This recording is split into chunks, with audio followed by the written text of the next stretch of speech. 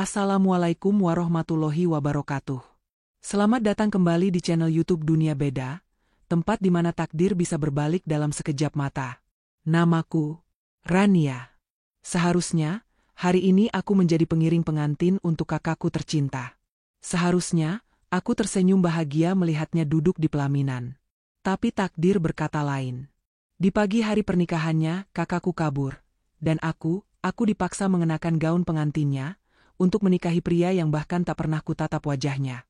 Aku mengira pengorbanan ini adalah demi menyelamatkan kehormatan keluarga. Aku salah besar. Aku tidak tahu bahwa pria yang kini duduk di seberangku, yang sebentar lagi akan menjadi suamiku, menyimpan rahasia yang akan menghancurkan duniaku, sebelum membangunnya kembali dengan cara yang tak pernah kubayangkan. Namun sebelumnya bagi yang beragama Islam saya sarankan untuk menuliskan sholawat Nabi Muhammad, agar kelak sholawat ini menjadi saksi untuk mendapat syafaat di akhirat. Like dan subscribe ke channel ini sangat membantu menambah wawasan dan membantu kami membuat cerita baru yang menghibur. Selama 22 tahun aku bernapas, aku belajar menjadi bayangan. Bukan karena aku tak kasat mata, tapi karena ada cahaya yang terlalu benderang di sisiku, dan cahaya itu bernama Bella, kakakku. Rumah kami, yang biasanya lengang di sebuah sudut kota Blitar, Jawa Timur, 2 minggu terakhir ini hiruk-pikuknya mengalahkan riuh pasar malam. Aroma cat baru yang tajam, berbaur dengan wangi ratusan bunga sedap malam yang sudah dipesan jauh-jauh hari. Kardus-kardus berisi souvenir pernikahan yang mahal menumpuk tinggi di ruang tamu, dan ponsel ibu seolah tak pernah berhenti bergetar. Semua demi hari besar Kak Bella. Dia akan menikah dengan Mas Aditama, putra tunggal seorang pengusaha properti terpandang. Pernikahan ini, kata Bapak, bukan sekadar penyatuan dua insan. Ini adalah gerbang emas. Sebuah jalan tol untuk mengangkat derajat keluarga kami dari lumpur biasa menjadi pualam yang berkilau. Aku mengerti. Aku selalu dipaksa untuk mengerti. Setiap fajar menyingsing, aku bangun sebelum suara adzan subuh berkumandang. Tanggung jawabku adalah memastikan semua daftar tugas harian berjalan tanpa celah. Menelepon pihak catering untuk konfirmasi ulang menu, menyortir ratusan souvenir yang mungkin ada cacatnya, hingga memastikan gaun pengiring pengantin sudah diambil dari penjahit langganan. Sementara aku berkutat dengan peluh dan daftar tugas yang seolah tak berujung, Kak Bella baru akan membuka matanya, disambut dengan sarapan hangat dan segelas jus jeruk yang sudah kusiapkan di meja nakasnya. Rania, kakiku pegal sekali, tolong pijat sebentar ya, habis fitting kebaya kemarin rasanya mau copot. Pintanya dengan suara manja yang selalu berhasil meluluhkan siapapun, termasuk aku. Aku hanya bisa tersenyum tipis, meletakkan buku catatanku, dan melangkah masuk ke dalam dunianya. Kamar kami bersebelahan, dipisahkan oleh dinding tipis, tapi isinya bagai langit dan bumi. Kamarnya adalah etalase kemewahan, dipenuhi gaun-gaun cantik, kotak-kotak perhiasan yang berkilauan, dan deretan parfum dari merek ternama. Kamarku hanyalah sebuah ruang sunyi yang ditemani mesin jahit tua warisan nenek, dan tumpukan buku resep kue yang mulai menguning. Mimpiku memang sesederhana itu, membuka toko kue online dari dapur rumah. Sebuah mimpi yang harus kembali kumasukkan ke dalam laci, karena seluruh tabungan keluarga, bahkan sebagian besar tabunganku, terkuras habis untuk membiayai pernikahan megah ini. Kamu itu memang adik terbaik di seluruh dunia, puji Kak Bella sambil memejamkan mata, menikmati pijatan lembut di telapak kakinya yang ramping. Aku hanya bergumam pelan. Aku menyayanginya, sungguh. Tapi terkadang, ada sebuah rasa sesak yang aneh, yang merayap perlahan di dalam dada. Rasa di mana aku merasa seperti salah satu perabotan di rumah ini. Ada, berguna, tapi tak pernah benar-benar dianggap berharga. Sore itu, langit Blitar menangis. Hujan turun begitu deras, membasahi jalanan depan rumah kami di kawasan Karangtengah. Aku berdiri di teras, gelisah. Paket berisi undangan khusus untuk para kolega penting Bapak belum juga tiba.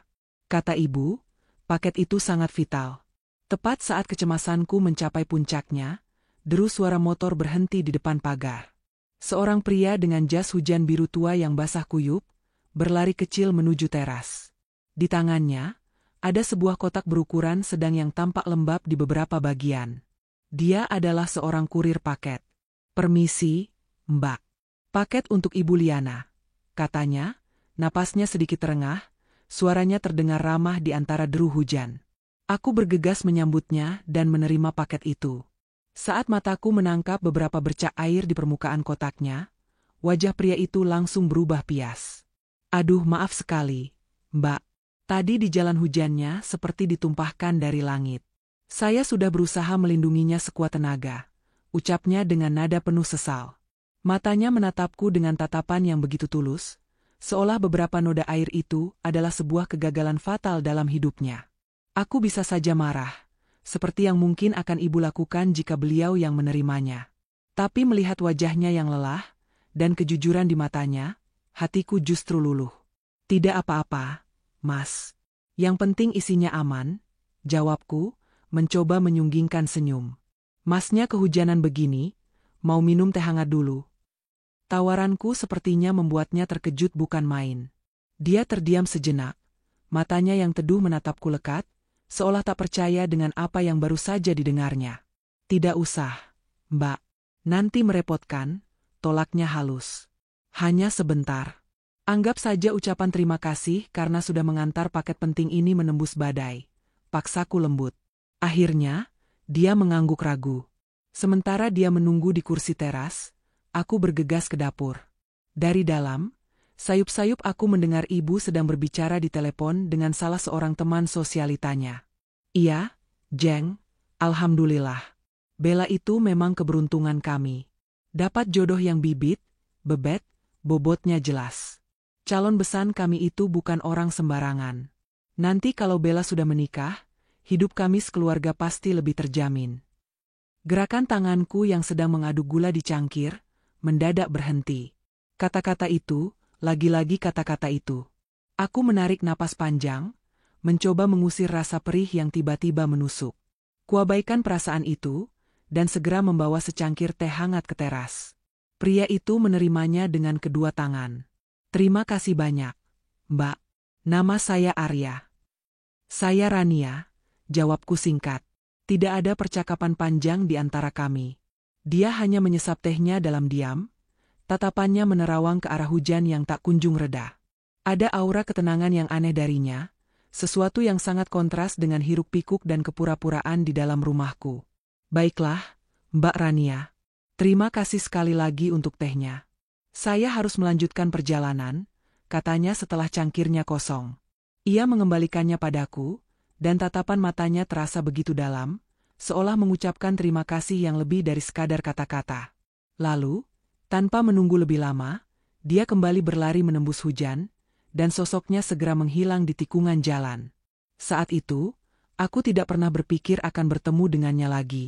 Bagiku, dia hanyalah seorang kurir yang kebetulan lewat. Seorang asing yang kutemui di tengah badai sesaat. Aku sama sekali tidak tahu bahwa badai yang sesungguhnya dalam hidupku baru akan segera dimulai. Dan pria itu, entah dengan cara apa, akan berdiri tepat di pusatnya. Pagi itu, seharusnya menjadi pagi terindah bagi keluarga kami. Udara di kota Blitar terasa sejuk, dan langit biru cerah membentang tanpa celah. Di rumah kami, kesibukan mencapai puncaknya.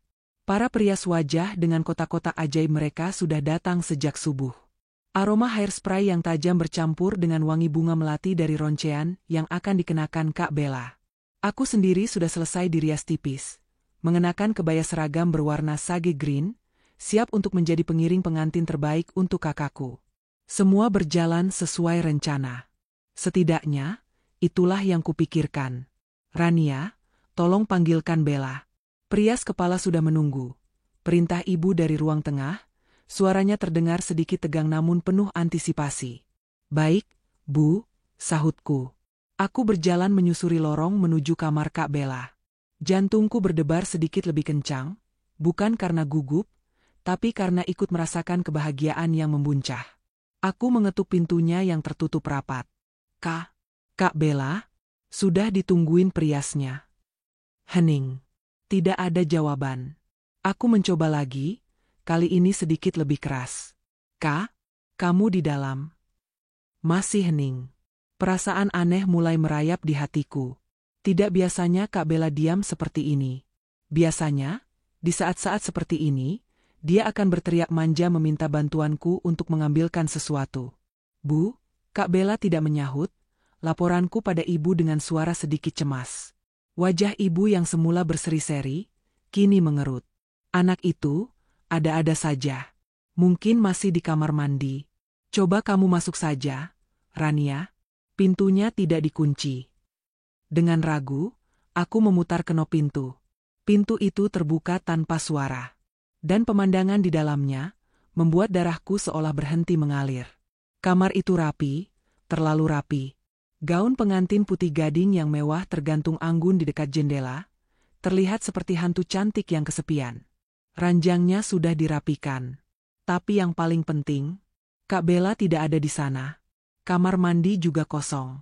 Mataku liar mencari ke segala penjuru, berharap ini hanyalah lelucon konyol darinya.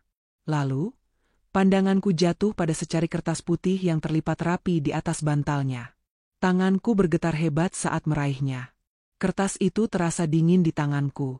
Kubuka lipatannya, dan tulisan tangan Kak Bella yang indah namun tergesa-gesa seolah melompat dan menamparku.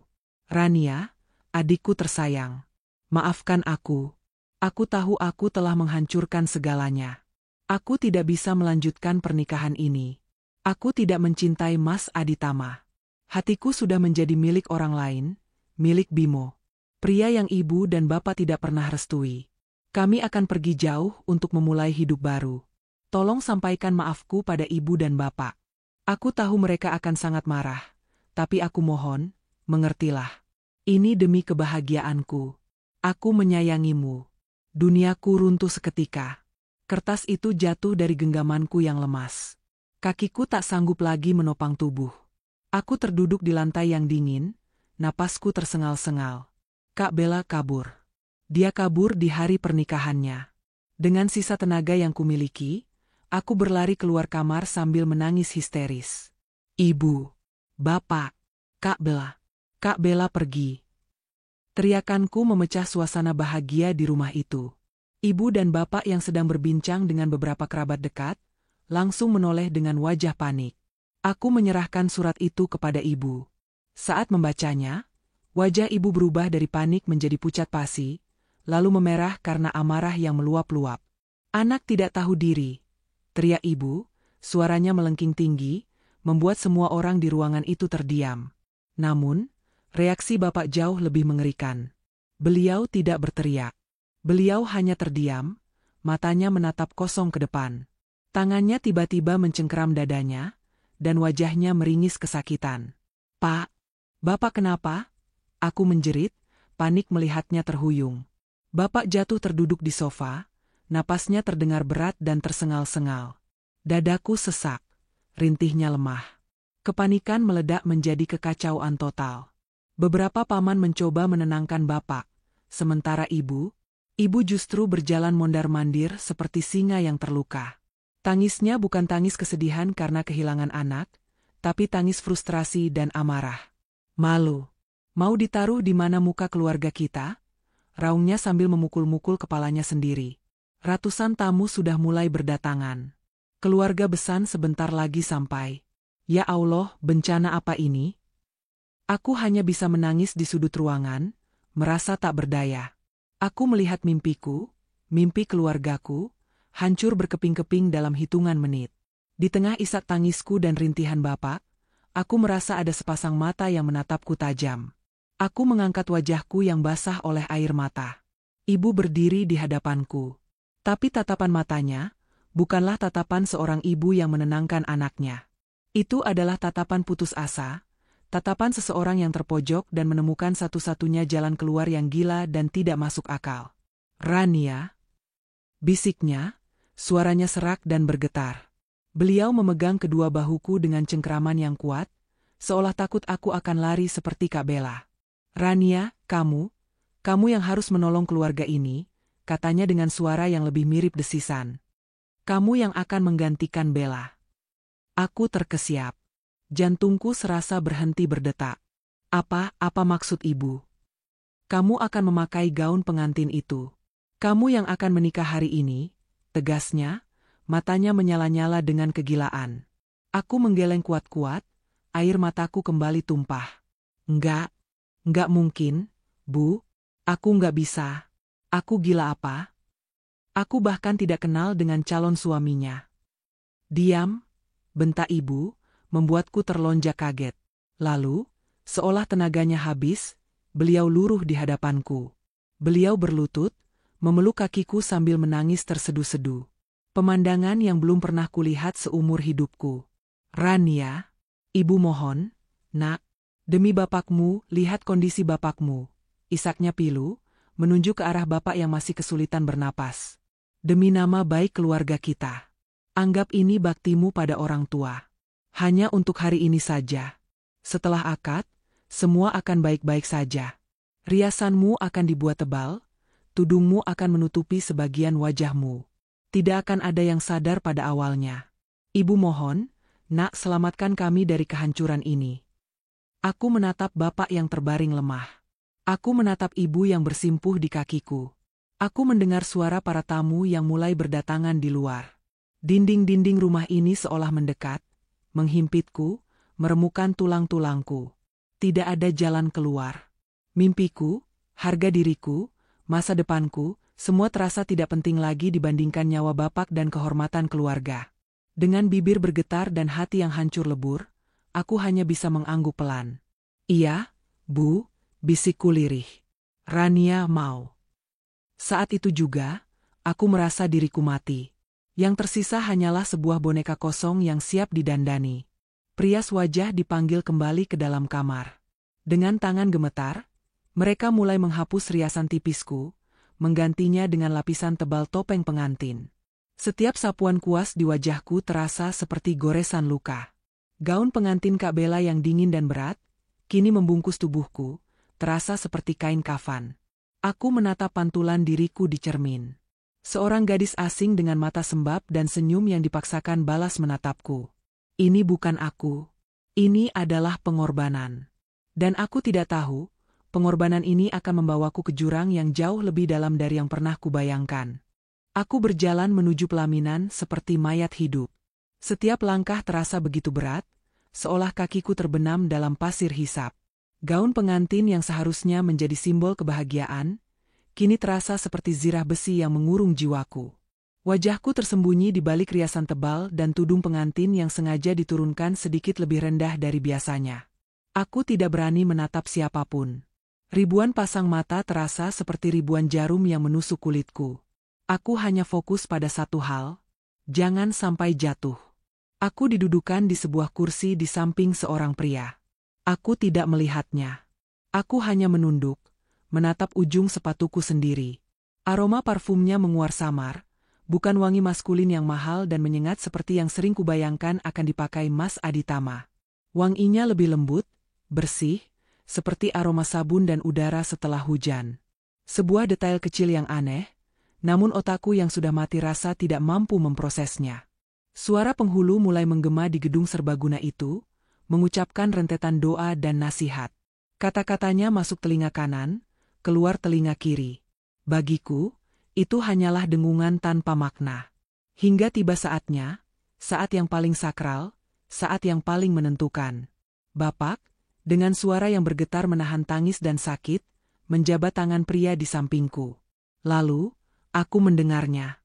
Suara pria itu. Saya terima nikahnya dan kawinnya. Rania binti Wijoyo dengan mas kawin tersebut, dibayar tunai. Suara itu, suaranya tenang, tegas, dan tidak terdengar asing. Ada resonansi yang samar-samar ku kenali, seperti sebuah lagu yang pernah kudengar sekali dan terlupakan. Di mana aku pernah mendengar suara ini? Tapi kepalaku terlalu pening untuk berpikir. Kekacauan di sekitarku terlalu riuh. Bagaimana para saksi? Sah. Sebuah jeda yang terasa seperti keabadian. Sah. Kata itu menghantamku seperti palu godam. Diikuti gemuruh ucapan, Alhamdulillah, dari seluruh penjuru ruangan. Selesai sudah. Aku, Rania, kini adalah istri dari seorang pria yang bahkan namanya tidak kuingat dengan jelas saat diucapkan. Seorang prias berbisik di telingaku. Sekarang, Mbak, salim sama suaminya. Ini dia. Momen yang tak bisa kuhindari. Tanganku gemetar hebat saat aku mengangkatnya. Pria itu menyambutnya dengan tangan yang hangat dan mantap. Dan kini, aku tidak punya pilihan lain. Aku harus mengangkat wajahku.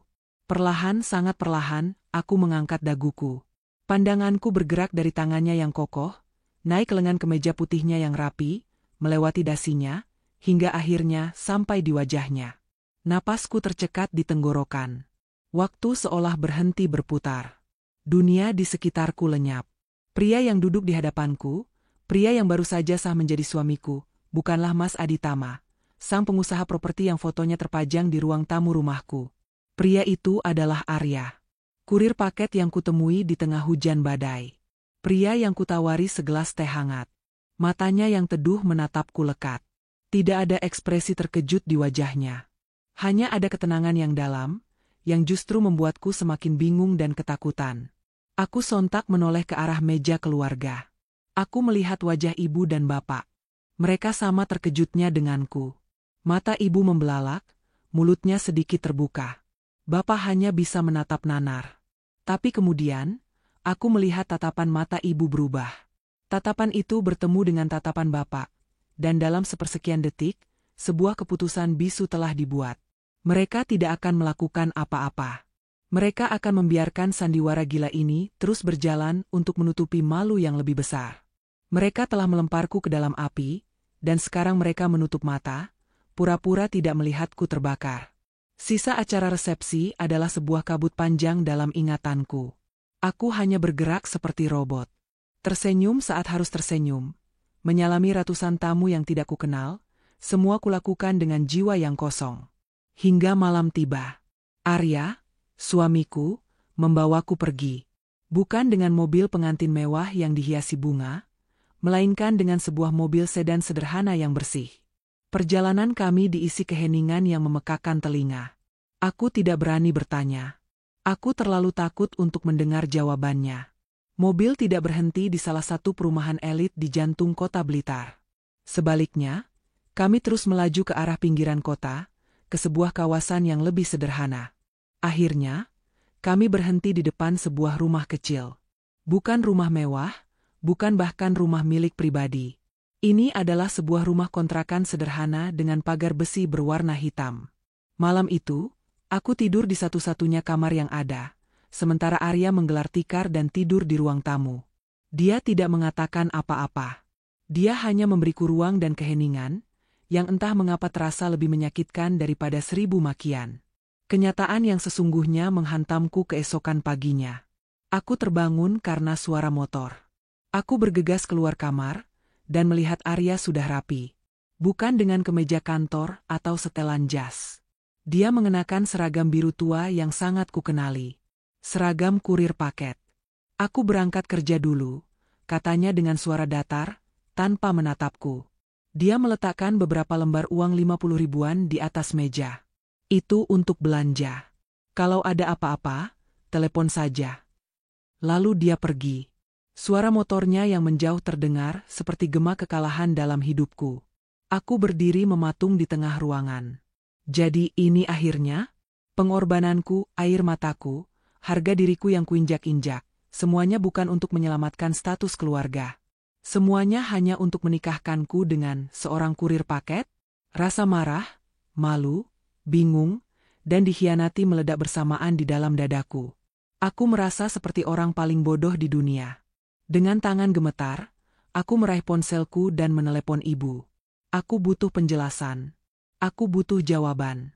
Halo, Rania? Jawab ibu di seberang sana. Ibu? Aku langsung terisak. Kenapa, Bu? Kenapa jadi begini? Pria itu, dia bukan Mas Aditama. Dia bukan pengusaha. Dia cuma kurir paket. Bu, kenapa ibu diam saja? Hening sejenak di seberang telepon. Lalu aku mendengar ibu menghela napas panjang. Bukan helaan napas simpati, tapi helaan napas jengkel. Sudah. Jangan mulai lagi, Rania. Jangan bikin ibu pusing. Jawabnya dengan nada tajam. Setidaknya kamu menikah. Keluarga tidak jadi bahan tertawaan di depan semua orang karena pernikahan batal. Bayangkan apa kata orang kalau mereka tahu kita juga ditipu oleh keluarga Aditama. Malunya akan 2 kali lipat. Aku tidak percaya dengan apa yang kudengar. Jadi, Jadi ibu lebih peduli dengan apa kata orang daripada nasib anak ibu sendiri? Tanyaku lirih, suaraku bergetar. Dengar, Rania, kata ibu, suaranya kini dingin seperti es. Nasi sudah menjadi bubur. Terima saja nasibu. Belajar jadi istri yang baik untuk suamimu, apapun pekerjaannya. Itu sudah takdirmu. Klik.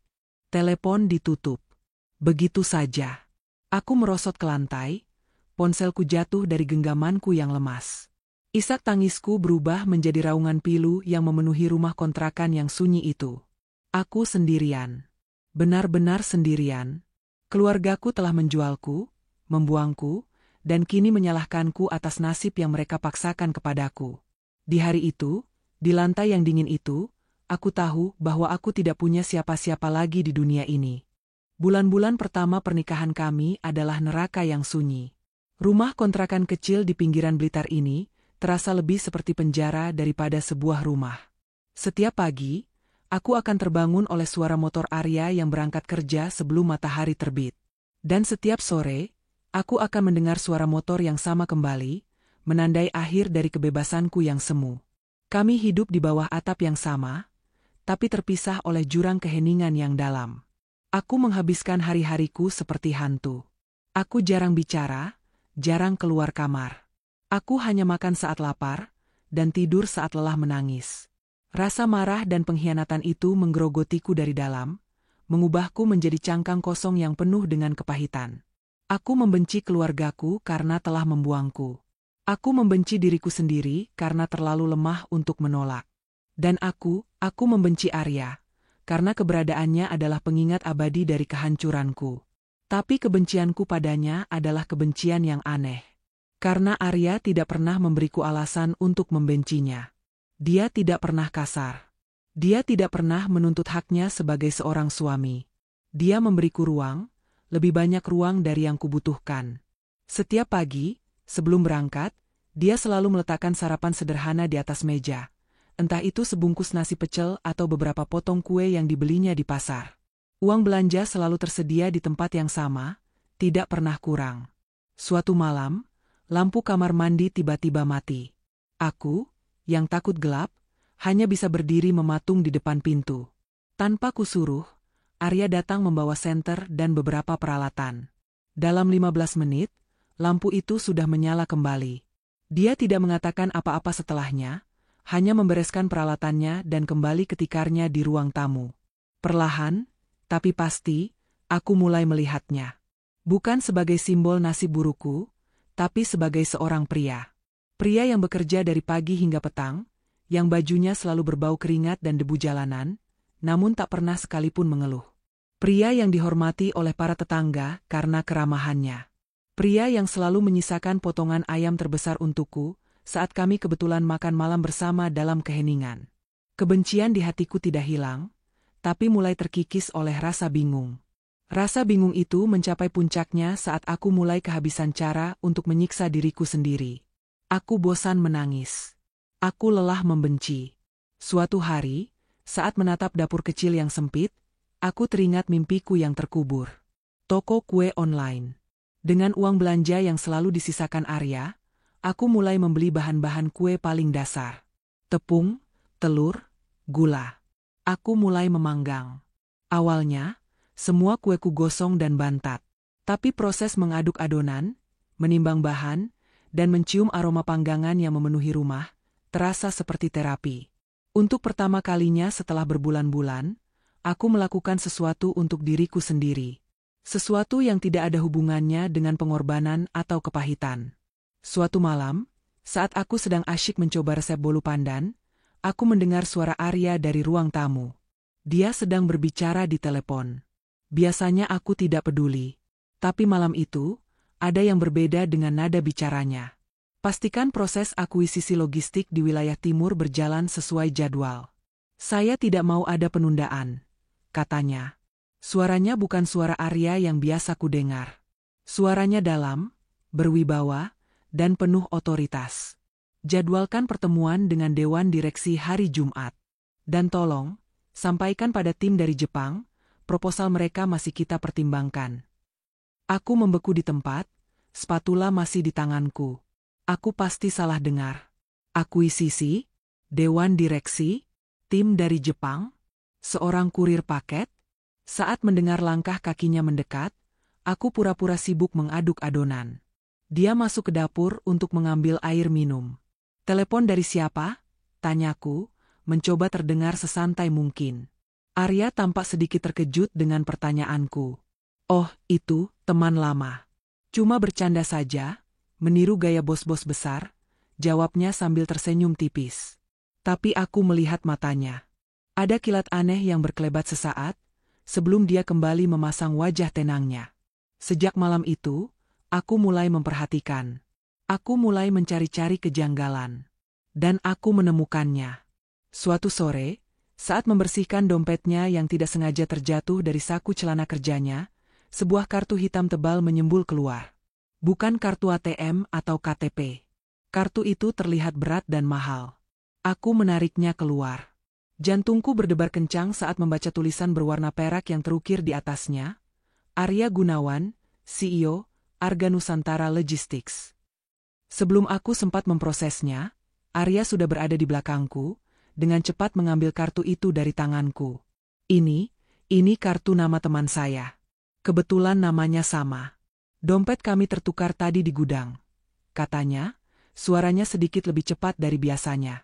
Dia tidak menatapku saat memasukkan kartu itu kembali ke dompetnya. Aku tidak mengatakan apa-apa. Tapi aku tahu dia berbohong. Misteri tentang siapa Arya sebenarnya mulai tumbuh di benakku, mengalahkan rasa sakit hatiku. Siapakah pria ini? Mengapa seorang CEO perusahaan logistik besar mau menyamar menjadi kurir paket dan tinggal di rumah kontrakan sempit? Dan yang paling penting, mengapa dia menikahiku? Satu malam, dia pulang dengan wajah yang sangat lelah. Lebih lelah dari biasanya. Ada beberapa lebam kecil di pelipisnya. Dia hanya diam dan langsung menuju kamar mandi. Saat dia keluar, aku sudah menunggunya di meja makan. Di hadapannya, aku meletakkan sepiring nasi hangat dan sepotong bolu pandan buatanku yang untuk pertama kalinya berhasil mengembang sempurna. Dia menatap bolu itu, lalu menatapku. Untuk pertama kalinya, aku tidak menunduk. Aku balas menatapnya. Tanpa berkata-kata, dia duduk dan mulai makan. Dia memotong sebagian kecil bolu itu dan memasukkannya ke dalam mulut. Dia mengunyahnya perlahan. Enak, katanya pelan, nyaris seperti bisikan. Ini bolu ternak yang pernah aku makan. Lalu dia tersenyum. Senyum yang tulus dan hangat. Senyum yang seolah mampu menerangi seluruh ruangan gelap di hatiku. Dan saat itu, untuk pertama kalinya, aku merasa dinding es di antara kami retak. Hanya sebuah retakan kecil, tapi cukup untuk membuat sebuah harapan misterius merembes masuk ke dalam hatiku yang beku. Aku masih belum tahu siapa dia, tapi aku mulai merasa aku ingin tahu. 9 bulan telah berlalu sejak hari pernikahan yang kacau itu. 9 bulan hidup bersama seorang pria misterius yang perlahan-lahan berhasil meruntuhkan dinding es di hatiku. Rumah kontrakan kami tidak lagi terasa seperti penjara. Aroma vanila dan coklat dari ovenku kini telah mengusir hawa dingin dan kepahitan yang dulu menyelimutinya. Aku sudah mulai menerima pesanan kue dari tetangga dan teman-teman mereka. Mimpiku yang dulu terkubur, kini mulai bertunas di tanah yang paling tidak terduga. Hubunganku dengan Arya sulit untuk dijelaskan. Kami masih tidur terpisah, tapi keheningan di antara kami tidak lagi canggung. Keheningan kami kini terasa nyaman, diisi oleh saling pengertian yang tak terucapkan. Aku menemukan diriku sering mencuri pandang padanya saat dia sedang membaca buku di malam hari. Aku mulai menunggunya pulang kerja, sekadar untuk memastikan dia baik-baik saja. Aku tidak tahu apa itu cinta, tapi perasaan hangat yang menjalar di dadaku setiap kali dia tersenyum, terasa sangat mendekati definisinya. Aku jatuh hati pada Arya si kurir paket, pria sabar yang mengajariku cara untuk memaafkan dan memulai kembali. Hari itu, aku sedang bersemangat. Aku baru saja berhasil membuat kue Black Forest pertamaku dengan sempurna. Aku tidak sabar menunjukkannya pada Arya saat dia pulang nanti. Di tengah kegembiraanku, suara ketukan pintu yang tergesa-gesa membuatku terkejut. Bukan Arya, ini masih terlalu sore untuknya. Dengan perasaan sedikit was-was, aku membuka pintu. Dan di sana, di depan pintu rumah kontrakanku yang sederhana, berdiri keluargaku. Ibu, Bapak, dan Kak Bella. Pemandangan mereka membuat hatiku mencelos. Mereka tidak lagi terlihat seperti keluarga terpandang yang kukenal. Pakaian mereka kusam. Wajah bapak terlihat 10 tahun lebih tua, dengan kerutan-kerutan baru yang penuh beban. Ibu tampak kurus, pancaran keangkuhannya telah redup. Dan Kak Bella, kakakku yang dulu glamor dan selalu menjadi pusat perhatian, kini berdiri dengan bahu yang merosot dan mata yang kosong. Kecantikannya telah luntur, digantikan oleh jejak kelelahan dan kekecewaan yang mendalam. "Rania," sapa ibu, suaranya terdengar parau. Tanpa menunggu kupersilakan, mereka menerobos masuk ke dalam rumah. Mata mereka memandang berkeliling dengan tatapan yang sulit kuartikan. Campuran antara jijik dan rasa ingin tahu. "Jadi, di sini kamu tinggal sekarang?" cibir Kak Bella, memecah keheningan. Suaranya terdengar sinis.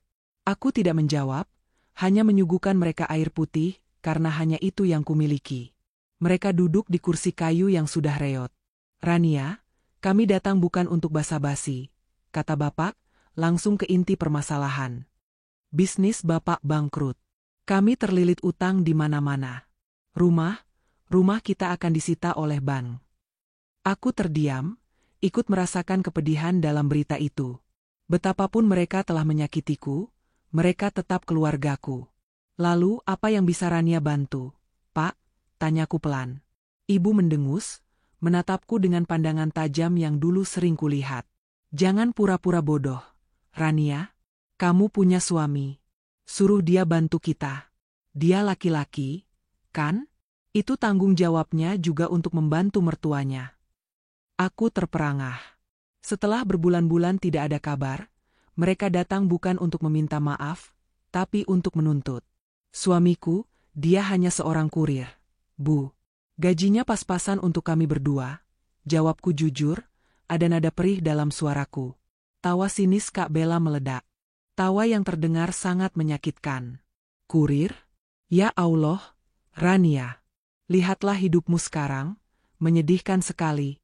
Menikah dengan seorang kurir dan tinggal di gubuk seperti ini.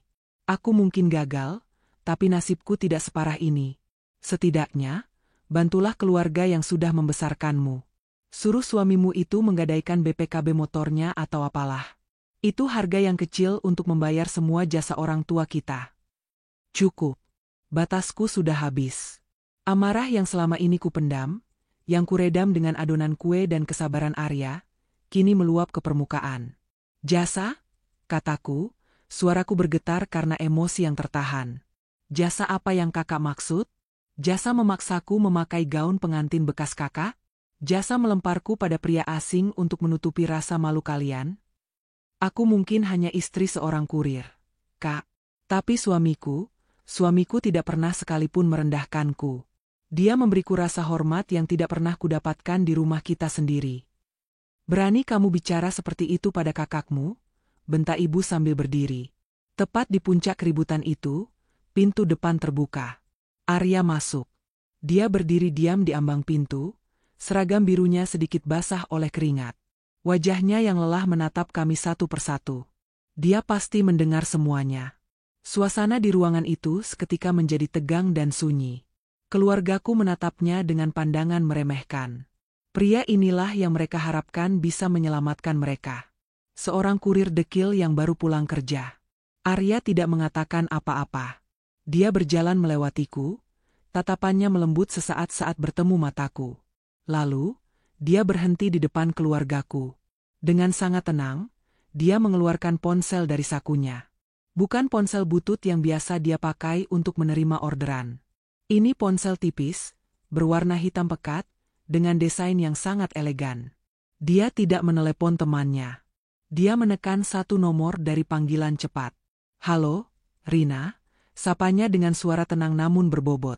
Suara yang sama dengan yang kudengar malam itu. "Batalkan rapat dengan investor dari Jepang besok pagi." Lanjutnya, matanya menatap lurus ke arah bapak. "Prioritaskan agenda ini. Akuisisi penuh, seluruh aset perusahaan milik Bapak Wijoyo yang berada di ambang kebangkrutan. Saya pribadi yang akan mengambil alih." Bapak, Ibu, dan Kak Bella membeku. Wajah mereka pucat pasi seolah baru melihat hantu. Arya tidak berhenti di situ. Tatapannya kini beralih kepadaku, melembut. Dan tolong, siapkan jet pribadi. Istri saya, sepertinya butuh liburan. Dia menutup teleponnya. Suara klik pelan dari ponselnya terdengar, seperti ledakan bom di ruangan yang sunyi senyap itu. Apa maksud semua ini? Tanya bapak, suaranya terbata-bata. Arya memasukkan kembali ponselnya ke saku. Perkenalkan, katanya dengan suara dingin yang menusuk. Nama saya Arya Gunawan. Dan pria yang seharusnya menikah dengan putri kebanggaan bapak, Bella, adalah manajer junior di salah satu anak perusahaan saya. Dia berhenti sejenak, membiarkan informasi itu meresap dan menghancurkan sisa-sisa keangkuhan keluargaku. Saat saya mendengar mempelai wanita kabur, keluarga saya merasa sangat terhina. Tapi kemudian, saya teringat sesuatu. Saya teringat seorang gadis baik hati yang memberi saya segelas teh hangat di tengah hujan badai, tanpa memandang seragam kurir yang saya kenakan. Saat itu, saya sedang mencari sesuatu yang tidak bisa dibeli dengan uang ketulusan. Jadi, saya mengajukan diri untuk menggantikannya. Saya ingin tahu, apakah gadis itu masih sama tulusnya saat dia berpikir telah menikahi seorang pria biasa. Arya lalu berjalan ke sisiku, dan untuk pertama kalinya di depan orang lain, dia menggenggam tanganku. Genggamannya hangat dan melindungiku. Dan selama 9 bulan ini, lanjutnya, matanya kini hanya tertuju padaku, dia tidak pernah sekalipun mengeluh. Dia tidak pernah menuntut. Dia membangun kembali mimpinya dari nol di dapur kecil ini.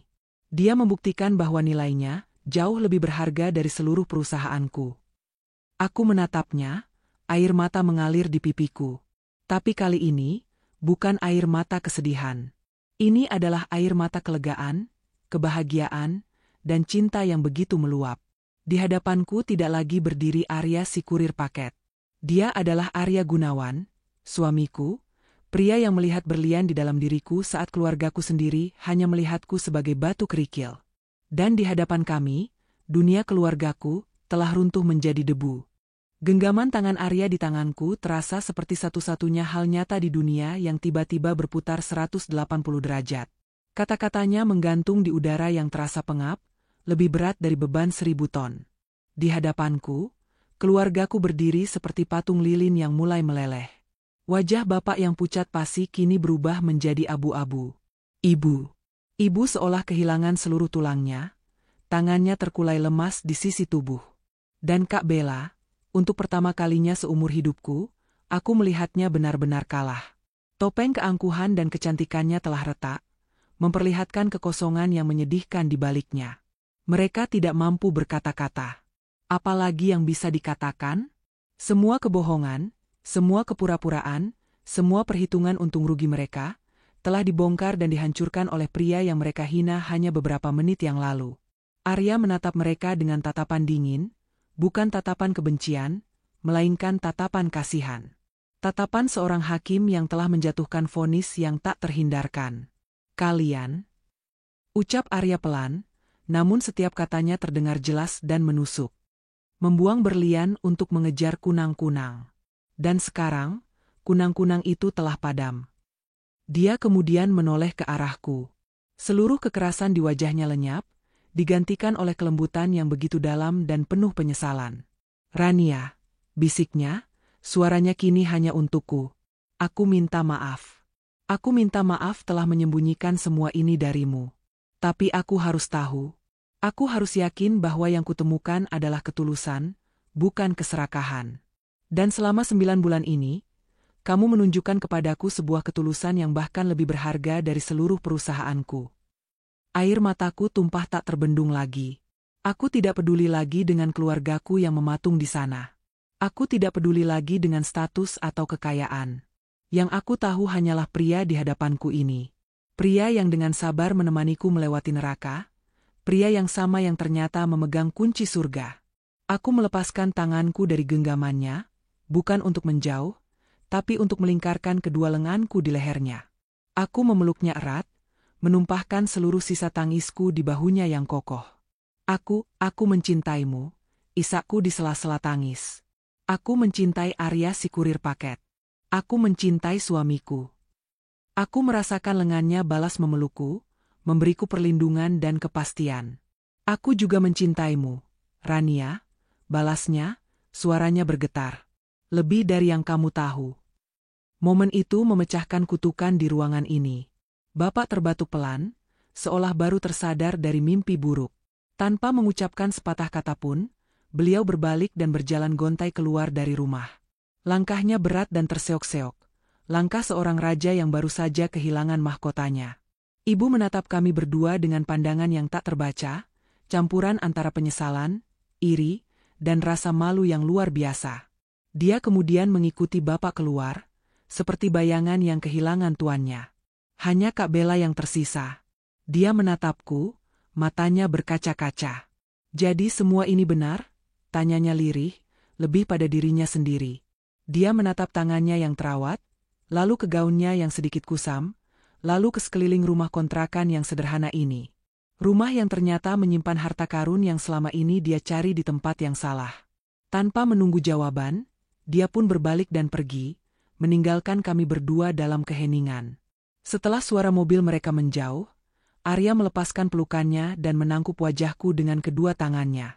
Ibu jarinya dengan lembut menghapus sisa air mataku. Ada banyak hal yang harus aku jelaskan, katanya. Malam itu, untuk pertama kalinya, kami duduk berdua di sofa kecil di ruang tamu, bukan sebagai dua orang asing, tapi sebagai suami dan istri yang sesungguhnya. Dia menceritakan semuanya. Tentang bagaimana dia merasa kosong di puncak kesuksesannya. Tentang bagaimana dia muak dengan orang-orang yang mendekatinya hanya karena hartanya. Dia bercerita tentang keputusannya untuk cuti selama setahun dan bekerja dari level paling bawah di perusahaannya sendiri, menjadi kurir, untuk memahami bisnisnya dan mencari makna hidup. Lalu hari itu, di tengah hujan, aku bertemu denganmu, katanya sambil tersenyum. Kamu tidak melihat seragamku yang basah atau motorku yang butut. Kamu melihat seorang manusia yang kedinginan, dan kamu menawarinya kebaikan tanpa pamrih. Segelas teh hangat darimu hari itu, lebih berharga dari semua kontrak miliaran yang pernah aku tanda tangani. Jadi, saat insiden pernikahan itu terjadi, aku melihatnya sebagai sebuah kesempatan. Kesempatan gila, aku tahu. Tapi aku harus mengambilnya.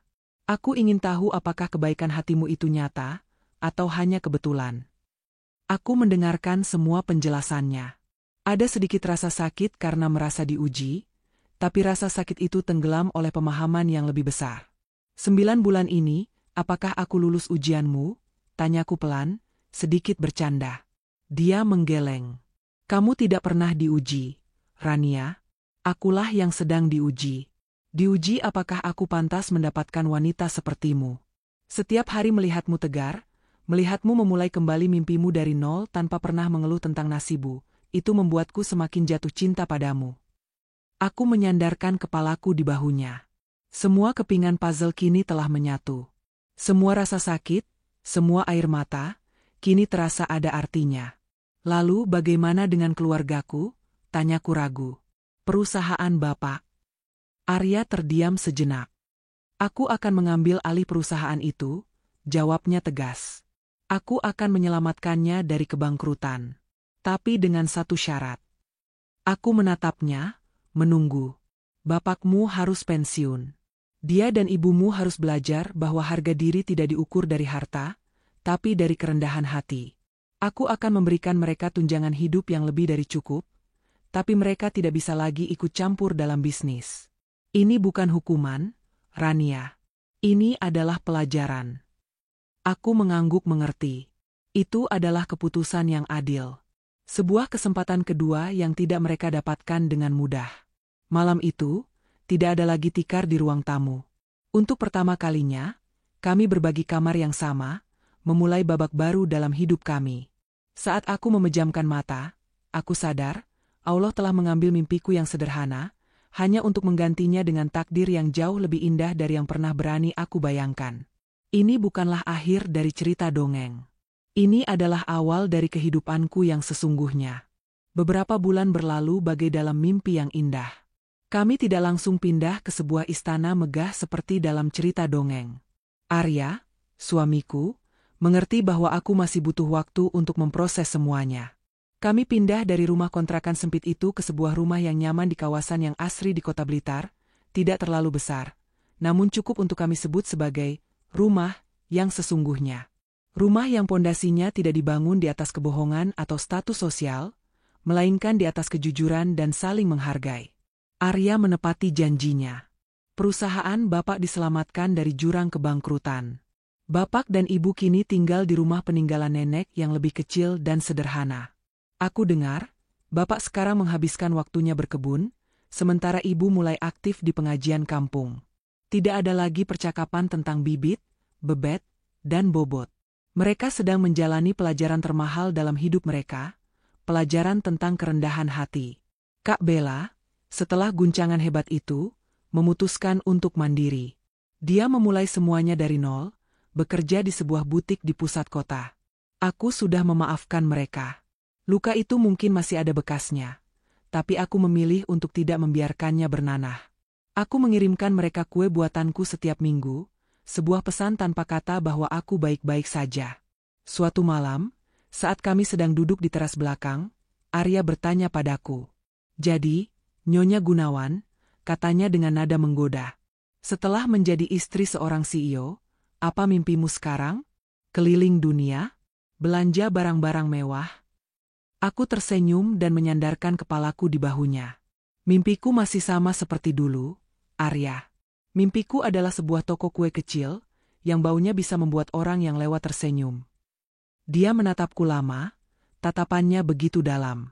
"Kalau begitu, ayo kita wujudkan," bisiknya. Dia tidak memberiku sebuah toko jadi yang berkilauan. Dia melakukan sesuatu yang jauh lebih baik. Dia duduk bersamaku berhari-hari, mendengarkan semua ide-ideku, melihat semua sketsa kasarku, dan membantuku membuat proposal bisnis yang nyata. Dia mengajariku tentang manajemen dan pemasaran, bukan sebagai seorang CEO yang menggurui, tapi sebagai seorang suami yang mendukung. Dia memberiku modal, tapi dia membiarkanku berjuang. Dia membiarkanku memilih sendiri lokasinya, mendesain interiornya, dan menciptakan setiap resep di menunya. Dia ingin mimpi itu menjadi milikku seutuhnya. Dan hari ini mimpi itu menjadi kenyataan. Aku berdiri di depan sebuah bangunan kecil yang didominasi warna putih dan pastel. Sebuah papan kayu dengan ukiran cantik tergantung di atasnya. Bertuliskan, "Kue Hati Rania." Aroma manis dari mentega, gula, dan coklat yang baru dipanggang menguar lembut ke jalanan, mengundang setiap orang yang lewat. Di dalam, etalase kaca dipenuhi dengan kue-kue buatanku. Bolu pandan yang dulu menjadi saksi bisu retaknya dinding di antara kami, kini tersenyum hijau di sana. Kue Black Forest yang kusiapkan di hari kebenaran terungkap, berdiri dengan anggun. Acara pembukaan kecil-kecilan kami hanya dihadiri oleh tetangga dan beberapa teman baru. Tidak ada pejabat, tidak ada media. Hanya ada kehangatan dan ketulusan. Di tengah kesibukan, Arya menarikku ke sudut toko. Dia tidak mengenakan setelan jas mahal atau jam tangan mewah. Dia hanya mengenakan kemeja flanel sederhana, persis seperti pria biasa. Dia menatapku dengan tatapan penuh kebanggaan yang membuat hatiku meleleh. "Aku masih tidak percaya ini semua nyata," bisikku, mataku berkaca-kaca menatap sekeliling toko impianku. Arya tersenyum, senyum yang sama dengan yang kulihat saat dia pertama kali mencicipi bolu buatanku. "Kenapa tidak? Kamu yang membangunnya bata demi bata. Aku hanya investor kecilmu." Aku tertawa kecil di antara air mataku. Investor kecil yang kebetulan CEO terbesar se-Asia Tenggara. Dia meraih tanganku, menggenggamnya erat. Tatapannya menjadi serius, namun penuh dengan kehangatan. "Di sini, aku bukan CEO, Rania. Ini duniamu, ini mimpimu. Di sini." Jedanya sejenak, matanya berbinar jenaka, "Aku hanya seorang kurir yang bertugas mengantarkan kebahagiaan untukmu setiap hari." Kata-kata itu, kata-kata sederhana yang membawa kami kembali ke titik awal, kini memiliki makna yang begitu dalam. Dialah kurir takdirku. Aku menatap wajahnya, lalu ke toko kueku, lalu ke langit senja yang mulai mewarnai kota Blitar. "Namaku Rania. Dulu, aku adalah seorang gadis yang hidup dalam bayang-bayang. Seorang gadis yang dikorbankan demi sebuah keangkuhan. Tapi takdir mengirimkan seorang pria, bukan dengan kuda putih dan mahkota, tapi dengan motor bebek dan seragam kurir yang basah oleh hujan. Dia tidak memberiku istana. Dia membantuku membangun istanaku sendiri, yang terbuat dari tepung, gula, dan cinta. Dan disinilah aku sekarang, tidak lagi menjadi bayangan. Aku berdiri di bawah cahayaku sendiri, cahaya yang hangat dan beraroma manis. Cahaya kebahagiaan yang sesungguhnya. Selesai.